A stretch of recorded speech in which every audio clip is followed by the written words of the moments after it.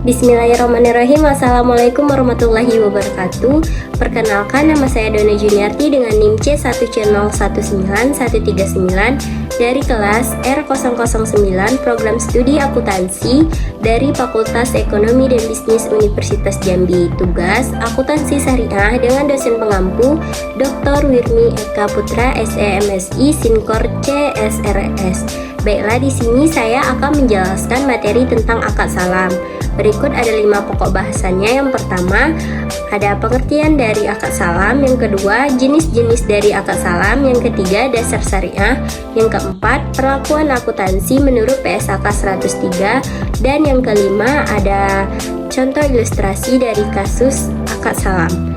Yuk simak penjelasan dari 5 pokok bahasan berikut ini. Pada pokok bahasan pertama ada pengertian dari akad salam. Salam berasal dari kata as-salab yang artinya pendahuluan karena pemesan barang menyerahkan uangnya di muka.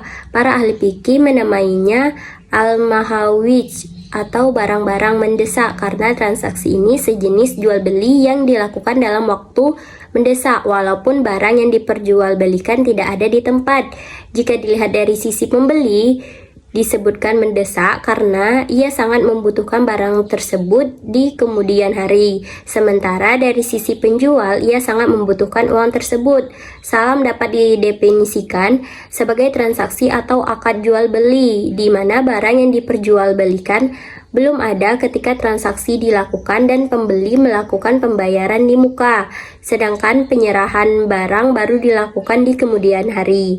Menurut PSAK 103 mendefinisikan salam sebagai akad jual beli barang pesanan atau muslam fih dengan pengiriman di kemudian hari oleh penjual atau muslam ilahi.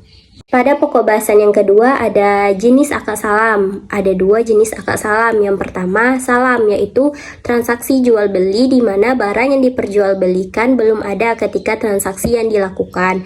Pembeli melakukan pembayaran di muka, sedangkan penyerahan barang baru dilakukan di kemudian hari. Yang kedua, salam paralel.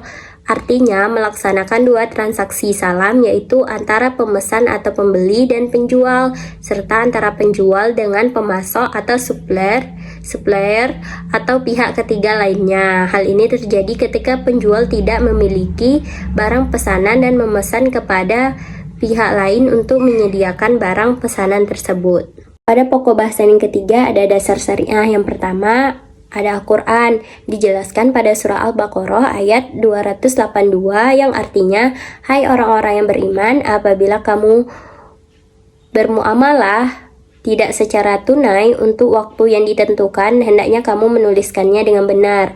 Yang kedua, ada hadis.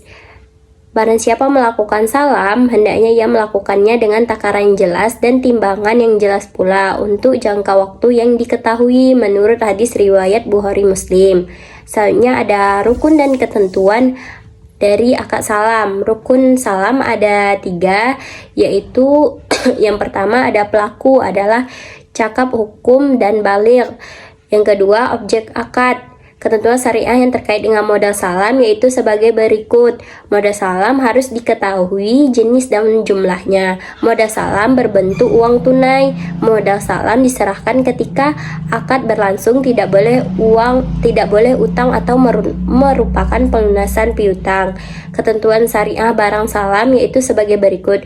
Barang tersebut harus dapat dibedakan mempunyai spesifikasi dan karakteristik yang jelas seperti kualitas, jenis, ukuran, dan lain sebagainya sehingga tidak ada garar. Barang tersebut harus dapat ditakar. Waktu penyerahan barang harus jelas, tidak harus tanggal tertentu, boleh juga dalam kurun waktu tertentu. Barang tidak harus ada di tangan penjual, tetapi harus ada pada waktu yang ditentukan. Apabila barang yang dipesan tidak pada waktu yang ditentukan, akad menjadi rusak dan pembeli dapat memilih apakah menunggu sampai dengan barang yang tersedia atau membatalkan akad sehingga penjual harus mengembalikan dana yang telah diterima. Apabila barang yang dikirim cacat atau tidak sesuai dengan yang disepakati dalam akad, maka pembeli boleh melakukan khiyar atau memilih untuk menerima atau menolak.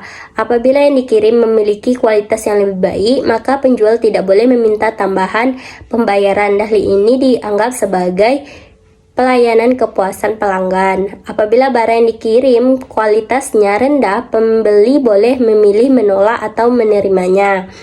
Barang boleh dikirim sebelum jatuh tempo asalkan disetujui oleh kedua belah pihak dan dengan syarat kualitas dan jumlah barang sesuai dengan kesepakatan dan tidak boleh menuntut penambahan harga. Penjualan kembali barang yang dipesan sebelum diterima tidak dibolehkan secara syariah. Kaidah penggantian barang yang dipesan dengan barang lain. Apabila tempat penyerahan barang tidak disebutkan, akad tetap sah.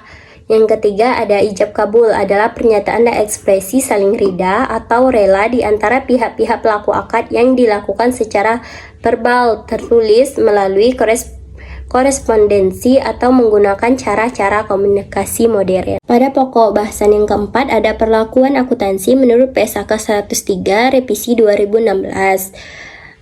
Bagian akuntansi untuk pembeli, hal-hal yang harus dicatat oleh pembeli dalam transaksi secara akuntansi.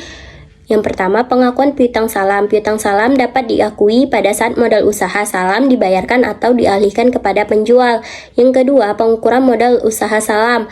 Modal salam dalam bentuk kas diukur sebesar jumlah yang dibayarkan. Modal usaha salam dalam bentuk aset non-kas diukur sebesar nilai wajar. Selisih antara nilai wajar dan nilai tercatat modal usaha non-kas yang diserahkan diakui sebagai keuntungan atau kerugian pada saat penyerahan modal usaha tersebut. Yang ketiga, penerimaan barang pesanan. Jika barang pesanan sesuai dengan akad, maka dinilai sesuai nilai yang disepakati. Jika barang pesanan berbeda kualitasnya, nilai wajar dari barang pesanan yang diterima nilainya dapat sama atau lebih tinggi dari nilai barang pesanan yang tercantum dalam akad sehingga barang pesanan yang diterima diukur sesuai dengan nilai akad. Jika nilai wajar dari barang yang diterima lebih rendah dari nilai barang pesanan yang tercantum dalam akad, maka barang pesanan yang diterima diukur sesuai dengan nilai wajar pada saat diterima dan selisihnya diakui sebagai kerugian. Jika pembeli tidak menerima sebagian atau seluruh barang pesanan pada tanggal jatuh tempo pengiriman. Yang keempat, denda yang diterima dan diperjualbelikan oleh pembeli diakui sebagai bagian dana kebajikan. Yang kelima, penyajian. Pembeli menyajikan modal usaha salam yang diberikan sebagai piutang saham.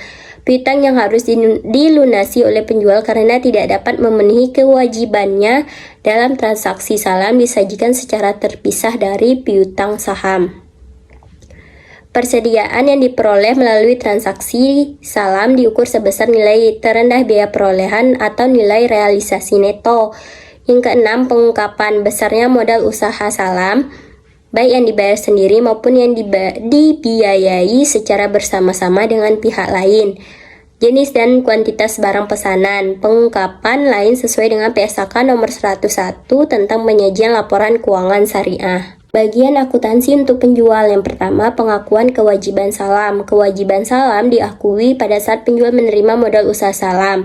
Yang kedua, pengukuran kewajiban salam. Jika modal usaha salam yang diterima dalam bentuk kas, maka akan diukur sebesar jumlah yang diterima. Yang ketiga, kewajiban salam dihentikan pengakuannya atau derecognition pada saat penyerahan barang kepada pembeli. Yang keempat, saat tanggal penyerahan, penjual gagal memenuhi akad salam. Yang pertama, jika pembeli memperpanjang tanggal pengiriman, maka nilai tercatat utang salam menjadi sebesar bagian yang belum dipenuhi atau sesuai dengan nilai yang tercantum dalam akad.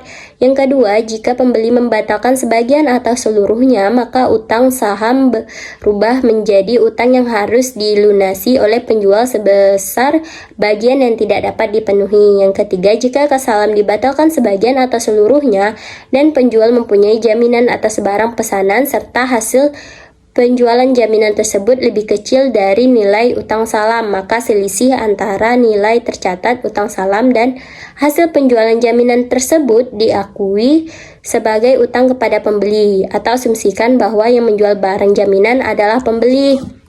Yang kelima, jika penjual melakukan transaksi salam paralel, selisih antara jumlah yang dibayar oleh pembeli akhir dan biaya perolehan barang pesanan diakui sebagai keuntungan atau kerugian pada saat penyerahan barang pesanan oleh penjual ke pembeli. Yang keenam, Pada akhir periode, pelaporan keuangan persediaan yang diperoleh melalui transaksi salam diukur sebesar nilai terendah antara biaya perolehan atau nilai realisasi neto. Yang ketujuh, penyajian. Penjual menyajikan modal usaha salam yang diterima sebagai kewajiban salam. Yang kedelapan, pengungkapan piutang salam kepada produsen atau dalam salam paralel yang memiliki hubungan istimewa. Yang kedua, jenis dan kuantitas barang pesanan.